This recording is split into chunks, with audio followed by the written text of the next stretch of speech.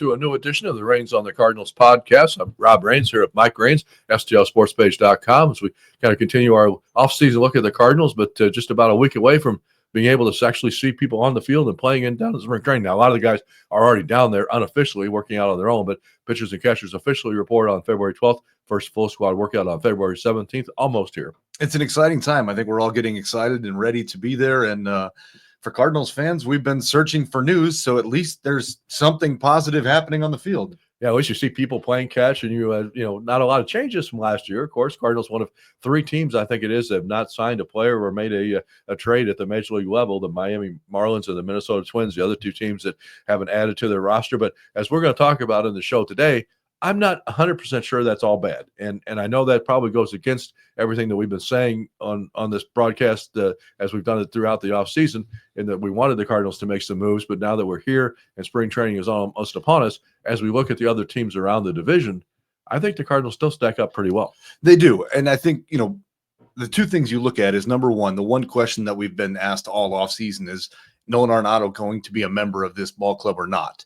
And then the next question is, well, what division do they compete in? The NL Central. And luckily, that's probably the weakest division in baseball right now. And when you're comparing what the other teams have done, I don't feel like they're that far behind.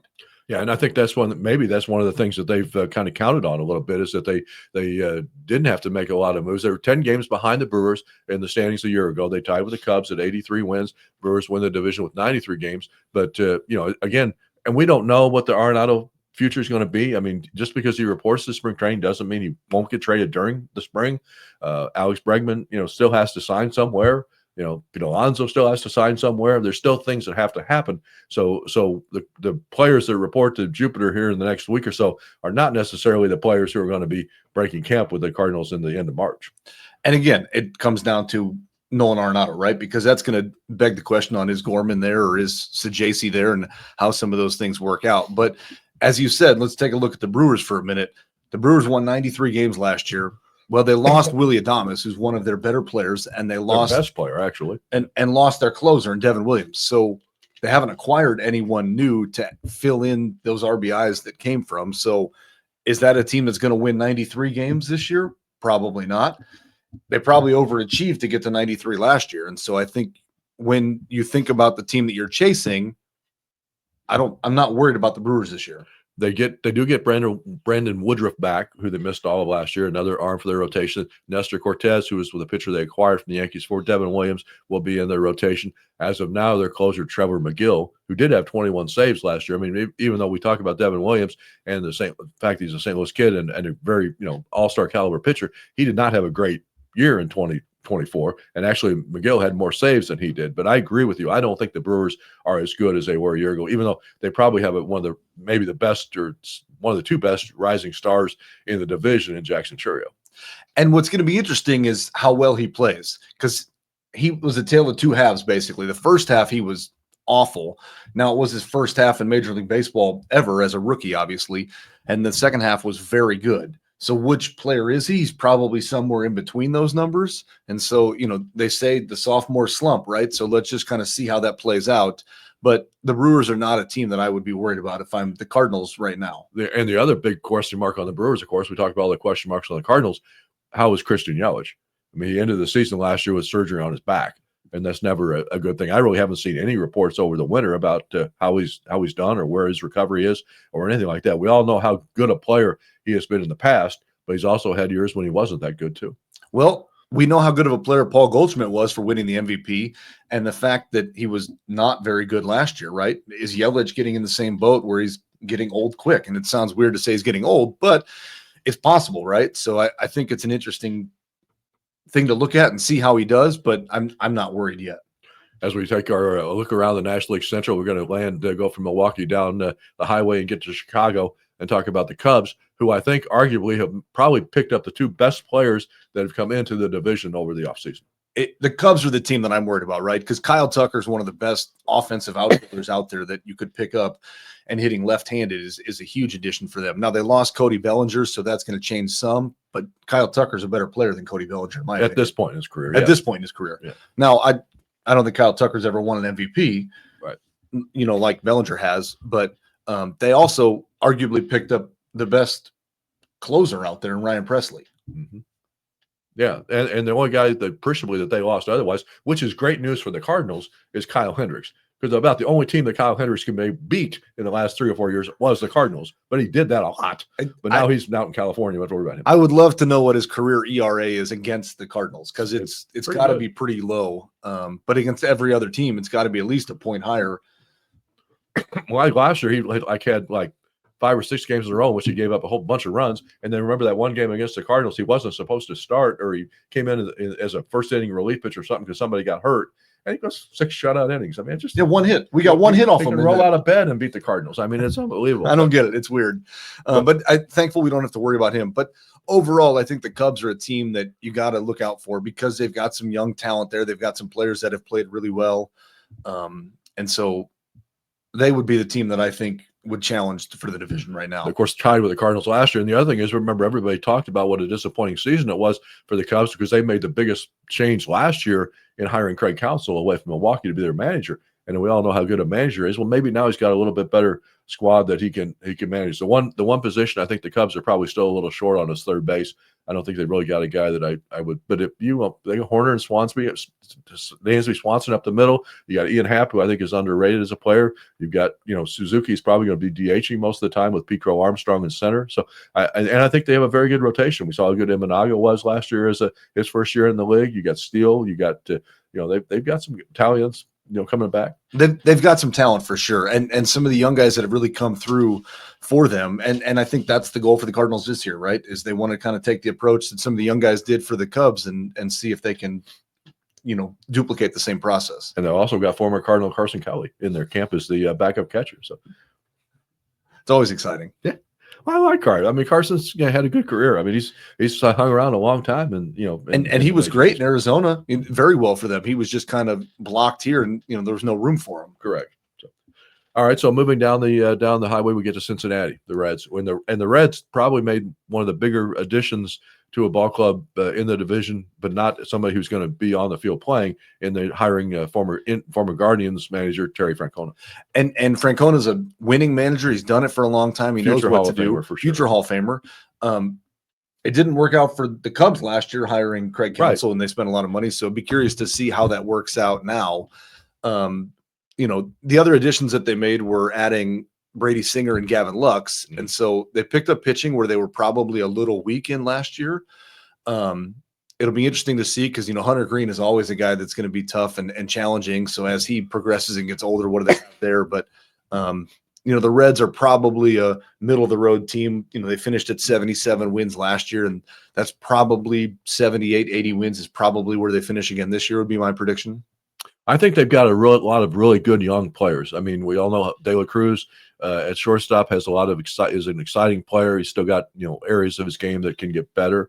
They get Matt McClain back, who they missed all of last year from an injury situation. So they've got some talent on the club, and I think they do have a lot of good young pitchers. I'm not sure about the bullpen's going to be, but I think Francona can do some work with that team. I think they're going to be better than they were a year ago. I think their biggest challenge is going to be their pitching, right? And that's where they're going to give up runs because they play in the Great American Small Park that is basically a launching pad for home runs. And so they're going to win a lot of games 10-9, or they're going to lose a lot of games 10-9. So it's going to be interesting to see how well they can keep the ball in their park for opposing teams. The one thing I worry about, Terry Francona, of course, he sat out last year and he's had some medical problems in the past. I'm not sure all those 10-9 games is going to do to his ticker. I would be curious to see how that works out, right? But it is, I don't know what it is about that ballpark, but it's just the ball gets up in the air and it carries there. And so you look at teams' ERAs and, go ask Adam Wainwright. He hated pitching in that ballpark because his ERA was always so high. Yeah, no, it was.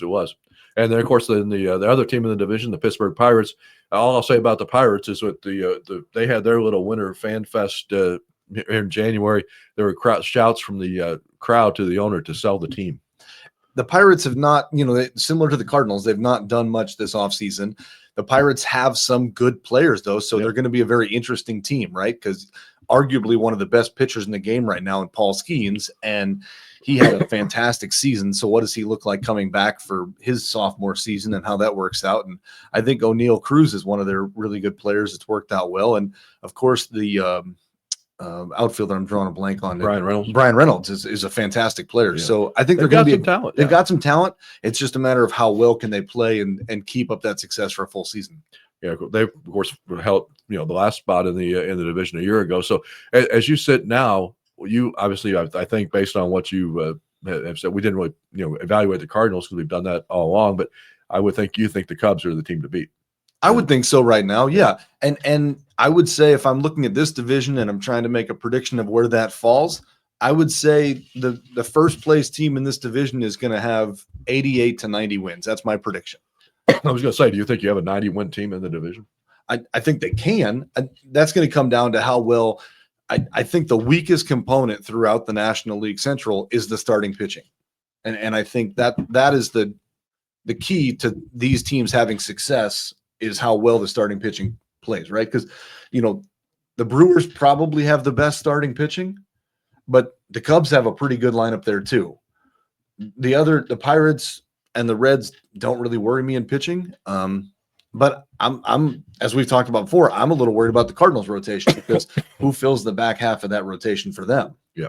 I think the Cardinals situation is going to as I say, it's still a work in progress because we just don't know what kind of moves they're going to be able to make either between now and the start of the spring here and just coming up in days, or even once we get into camp, or even potentially once you get into the regular season and see what how these young kids are doing and then what kind of moves they decide to make. So I'm excited to get down to Florida and get it started and see what happens. Yeah, I'm really curious to see how it works out, right? Because as we look at this rotation and as it shapes up, if we're going to continue to do this reset like we've called it and like it's set to be, then the young kids need to pitch. The back half of that rotation, your 3, 4, and 5 need to be McGreevy, Graceffo, Tinkens, Quinn Matthews. You got to let them play, right? Well, here's the stat. I'm going to throw a stat at you as we talk about the division. And I didn't tell you I was going to say this, so I'm going to guess your record. But since the Cardinals won the division series against the Braves in 2019, and we talk about how important it is to win the NL Central Division, what do you think the combined record of every team, that all 5 National League Central clubs in the postseason since 2020 has been? Since the Cardinals won that division series, I'll give you a hint.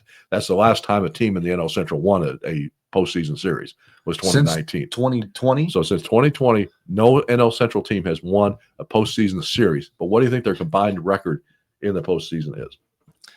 19 games. I'll give you a hint. It's 19 games. 19 games. Well, there were a few sweeps that I can remember, so it's probably lower than we think, but I'm going to say 5-14. 3-16. Wow. The NL Central since 2020 in the postseason is 3-16. So maybe winning the NL Central is not good enough. Maybe you got to set your sights a little higher as you try to build your club than just be a club that can win the division. Well, it's hard to say, right? Because when you look at it, you get that with the new playoff structure now, you get some time off for winning the division. So right. Is that let me back up. You get some time off if you're the 1 or 2 seed in having the best record in the National League. Are the Cardinals in contention for that? Probably not, right? Because we've seen what they're doing out in LA and how much they're spending to get wins out there. So it's going to be a challenge.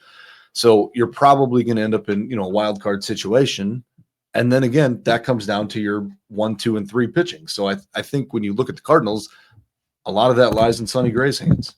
We do want to thank, of course, all of our sponsors for making this podcast free and no paywall, not anywhere on any of the STL Sports page coverage of the Cardinals as we gear up for spring training and always making our plans for a lot of great spring training coverage. It will not be behind any paywall, so you can get everything free. The daily Jupiter Minutes once the games get started, the weekly podcast, all of our game postcards from spring training, all of that, as well as the feature stories and columns, and of course, our thanks to AAA Travel of Missouri for underwriting all of our spring training coverage, as well as our main title sponsor, Drurys Archwell Health.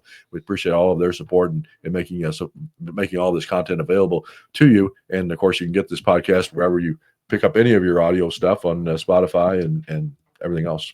Apple Music and than I do. Apple Music and YouTube and iHeartRadio podcasts. You can pick it up everywhere that you listen to your podcast. So if you're still thinking about spring training, it's not too late to pop in the car and drive down there and get in on some of the sun.